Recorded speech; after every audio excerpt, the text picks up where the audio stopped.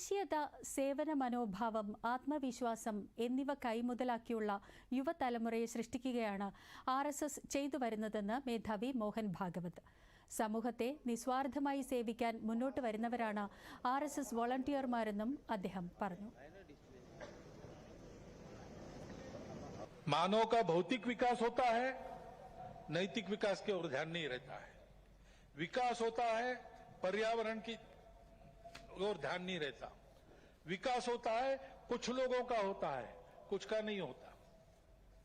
आज अमेरिका का जीवन विकसित माना जाता है, उसको आदर्श मानकर हम चले भारत के लोग, और हमने चाहा कि भारत अमेरिका जैसा जीवन जिए. നാഗ്പൂരിൽ RSS ഗാനങ്ങളുടെ പ്രത്യേക ശേഖരത്തിന്റെ പ്രകാശന ചടങ്ങിൽ സംസാരിക്കുകയായിരുന്നു അദ്ദേഹം.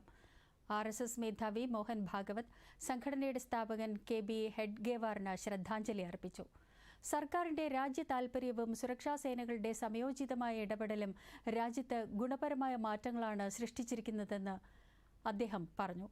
നാഗ്പൂരിലെ വിജയദശമി ആഘോഷ പരിപാടികളിലും അദ്ദേഹം പങ്കെടുത്തു. പുതുതായി രചിച്ച സംഘഗീതം പ്രശസ്ത ഗായകനും സംഗീത സംവിധായകനുമായ ശങ്കർ മഹാദേവൻ ആലപിച്ചു.